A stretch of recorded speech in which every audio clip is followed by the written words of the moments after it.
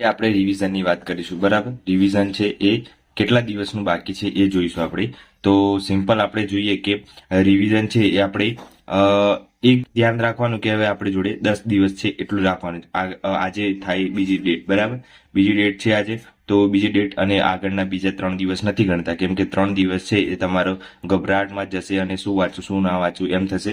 પણ આપણે 10 દિવસ સમજી અને રિવિઝનની વાત કરીએ તો રિવિઝનમાં એક વસ્તુ યાદ રાખવાનું કે શું શું રિવિઝન કરવું જોઈએ. તો પહેલા એટલું ધ્યાન રાખવાનું કે પાર્ટ એ માં જેટલા પણ સ્કોરિંગ સબ્જેક્ટ છે એ પહેલા કરવાના. બરાબર, પાર્ટ એ ખાસ કરી દેવાનું. ગણિત છે એ 30 માર્ક્સનું છે, સૌથી વધારે જે માર્ક્સનું હોય એ ખાસ કરી દેવાનું. પછી રીઝનિંગ છે એ 30 માર્ક્સનું છે અને ગુજરાતી તો કરવાનું જરૂર નથી, એ તો આપણને અંદરથી આવડી જશે. એટલે 80 માર્ક્સ તો તમારે કમ્પ્લીટ હોવું જ જોઈએ, કેમ કે 80 માર્ક્સમાં જો નહીં કર્યું હોય તો તમે ફેલ થઈ જશો. એટલા માટે તો પહેલા તમારે શું કરવાનું છે, ગણિતના સૂત્રો ખાસ કરી દેજો. સૂત્રો જેટલા આવતા હોય છે, બરાબર, જેમાં પરિઘનું સૂત્ર, ત્રિકોણનું સૂત્ર, વર્તુળનું સૂત્ર, ક્ષેત્રફળનું સૂત્ર, ઘનફળનું સૂત્ર, એ જેટલા પણ સૂત્રો આવતા એ ખાસ કરી દેજો. 1-2 માર્ક્સમાં કદાચ આવી શકે છે એટલા માટે. પછી રીઝનિંગ છે, રીઝનિંગ તો બધાને કમ્પ્લીટ આવડતું હોય તો પહેલા રીઝનિંગ, જો તમે અમુક વિચારતા હોય કે પહેલા મારે શું કરવાનું, તો પાર્ટ એ માં પહેલા શું કરવાનું છે, ગુજરાતી કરી દેજો. બરાબર, અને પછી રીઝનિંગ લેવાનું. ગણિત રીઝનિંગમાં સૌથી પહેલા રીઝનિંગ લેવાનું અને પછી છેલ્લે ગણિત લેજો તો તમારે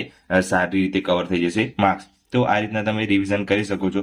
રિવિઝનમાં સિમ્પલ તમારે બીજા પાર્ટમાં શું કરવાનું છે, પાર્ટ બી માં બંધારણ છે એ ખાસ 30 માર્ક્સનું છે, એટલે બંધારણ ખાસ કરવાનું છે. બરાબર, કેમ કે બંધારણ કરશો તો તમારે સારા માર્ક્સ આવશે. તો રિવિઝનમાં બંધારણ કરી દેજો અને એમાં શું કરવાનું છે, બંધારણના છે એ લેક્ચર જોઈ લેવાના. શું કરવાના, લેક્ચર જોવાના. કેમ કે લેક્ચર તમે વાંચવા જશો તો પાછું આખું વંચાશે નહીં, પણ લેક્ચર તમે થોડી સ્પીડમાં જોઈ લેશો યુટ્યુબ પર તો તમે ફટાફટ જોઈ શકશો. વેબ સંકુલના જોઈ લેવાના. બરાબર, વેબ સંકુલના બહુ સારા છે, તો એ લેક્ચર જોઈ લેજો. 30 માર્ક્સનું કવર થઈ જશે. પછી ઇતિહાસ, ભૂગોળ અને વારસો આ પણ કરી દેજો. એમાં પણ લેક્ચર જ જોઈ લેજો. બરાબર, વાંચવા જશો તો મેળ નહીં ખાય. કાં તો તમારી નોટ્સ હશે તમારી જોડે તો તમે આરામથી તમારું છે એ રિવિઝન થઈ જશે. તો નોટ્સ ખાસ કરજો.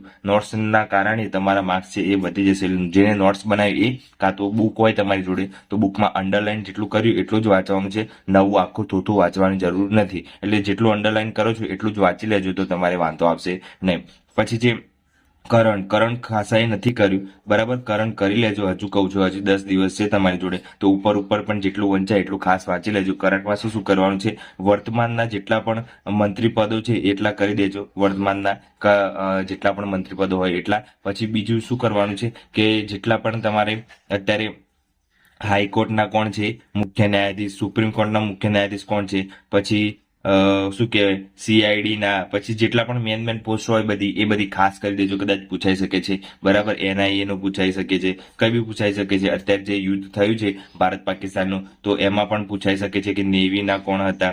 બરાબર, પછી આર્મીના કોણ હતા, પછી એરફોર્સના કોણ હતા. આ ત્રણના મેન જે હોય એ કરી દેજો, એટલે વાંધો આવે નહીં. કદાચ પૂછાઈ શકે તો જોડકામાં પૂછાઈ શકે, કાં તો વન લાઇનરમાં પૂછાઈ શકે. તો કરંટમાં આવી રીતના બધું ખાસ કરી દેજો. પછી આ નવી જેટલી પણ મિસાઇલો લોન્ચ થઈ હોય, નવા જે એરફોર્સમાં પ્લેન હોય એ બધા ખાસ કરી દેવાના, એટલે વાંધો આવે નહીં. બધા ખાસ કરીને કરતા નથી હોતા, પણ એટલું કરી દેજો.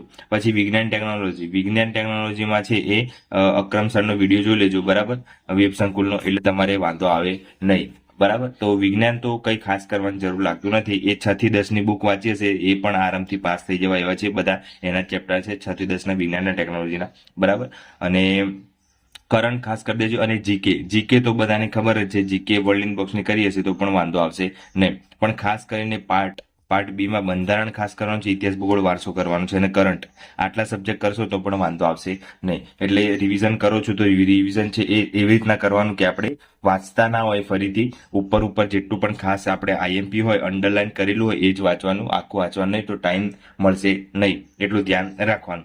પછી જે રિઝનિંગમાં તમારું જેટલા પણ ટોપિક આપ્યા છે એમાંથી કોઈ એક ટોપિક છે એ રહી જાય તો રહેવા દેતા નહીં, ફટાફટ કરી દેજો. કેમ કે રિઝનિંગ છે એક તમારા બધા માર્ક્સ કવર કરી શકે એવું સબ્જેક્ટ છે. ગણિત ઘણા ખરાને નહીં આવડે, જેને પણ કર્યું હશે એને પણ ત્યાં એક્ઝામમાં જઈને ભૂલી જાય છે. તો એના કારણે ગણિત છે એ છેલ્લે કરશો તો વાંધો નહીં આવે, કેમ કે ટાઈમ લેશે ગણિત અને તમારું ટાઈમ છે 3 કલાકનો છે. 3 કલાકમાં પેપર પાર્ટ એ અને પાર્ટ બી બંને કરવાના છે. એટલે પાર્ટ એ અને પાર્ટ બી માં માર્ક્સ કવર કરવા માટે તમે ગણિત છેલ્લે કરજો તો વાંધો આવશે નહીં. શરૂઆતમાં તમે પાર્ટ બી કરો, પાર્ટ બી થઈ જાય પછી પાર્ટ એમાં તમે શું કરજો, પાર્ટ એમાં રિઝનિંગ કરજો, પછી ગુજરાતી કરજો, પછી ગણિત કરજો. બરાબર, છેલ્લે ગણિત કરજો તો તમારે વાંધો આવશે ને. બીજું વસ્તુ કે તમારે રિવિઝન છે, રિવિઝન ખાસ કરીને કેવી રીતે કરવાનું, તો તમારે એક વસ્તુ યાદ રાખવાની કે નોટ્સ તમારી સાથે હોવું જોઈએ. બરાબર, કોઈ તમે કદાચ યુટ્યુબ પર વિડીયો જોતા હોય તો મોબાઈલ હોવો જોઈએ. મોબાઈલનો ઉપયોગ એટલા માટે થવો જોઈએ કે ખાલી આપણે વિડીયો જોવાનું છે, બીજું કંઈ કરવાનું નથી. બરાબર, તો એ રીતે તમે યુટ્યુબ પર વિડીયો જોઈ લો તો વાંધો નહીં આવે. અને બીજું કે તમારી જોડે બુક હોય તો બુકમાં જે તમે અંડરલાઈન કરો છો એ કરી લેવાનું. અંડરલાઈન કર્યા પછી તમારે જે અંડરલાઈન કરે છે એટલું જ વાંચવાનું, બીજું આખું વાંચવાનું નથી. બરાબર, તો તમે બધા સબ્જેક્ટ કદાચ કવર કરી શકો તો થાય. બાકી તમારે મેન કયા સબ્જેક્ટ કરવાના છે કવર એટલું કહી દઉં હું તમને, એટલે તમને વાંધો આવે નહીં. બંધારણ છે એ બંધારણમાં અનુચ્છેદ કરી દેજો, ખાસ કરીને અનુચ્છેદ. બરાબર, અને બીજું કે ઇતિહાસ, ભૂગોળ, વારસો કરી દેજો. પછી બીજું કરંટ. બરાબર, આ પાર્ટ બી ની વાત છે. અને પાર્ટ એમાં તો ખબર જ છે તમારે ગણિત, રીઝનિંગ અને ગુજરાતી કરો નહીં તો ચાલશે, ફકરા પરથી જવાબ આપવાનું છે એટલે. બરાબર, તો આ રીતના તમે તમારું રિવિઝન છે એ ખાસ વધારી શકો છો. અને બને ત્યાં સુધી તમારી નોટ્સ બનાવી તો નોટ્સમાંથી જ રિવિઝન કરજો તો તમારા સારા માર્ક્સ આવી શકે છે. અને કંઈ બી તમારે ડાઉટ હોય તો મને કોમેન્ટ કરજો તો હું તમને જરૂરથી રિપ્લાય આપીશ. તો રિવિઝન છે 10 દિવસ બાકી છે એમ સમજી અને તૈયારી કરજો. છેલ્લા 3 દિવસ છે એ શાંતિથી તમારે જે મનમાં રિવિઝન કરવાનું એ જ કરજો, બાકી નવું કંઈ કરતા નહીં. જેટલું કર્યું છે એનું જ રિવિઝન કરજો, નવું કશું કરતા નહીં. કેમ કે નવું કરશો તો તમે આગળનું જેટલું કર્યું છે એ ભૂલી જશો. એટલા માટે તો તમારે જેટલું કરવાનું છે એ હમણાં તમે જેટલું આખા 6 મહિનાની તૈયારી કરી તો 6 મહિનાની જેટલું કર્યું એટલું 12 મહિનાની 12 મહિના એ બધું 10 દિવસમાં રિવિઝન કરવાનું છે. તો ફટાફટ રિવિઝન થઈ જવું જોઈએ, નવું કંઈ કરતા નહીં. જેટલું કર્યું છે એટલું જ રિવિઝન કરજો. વિડીયો ગમે તો લાઈક, શેર અને સબસ્ક્રાઇબ કરી દેજો. અને કંઈ બી ડાઉટ હોય તો કોમેન્ટ કરજો. બરાબર.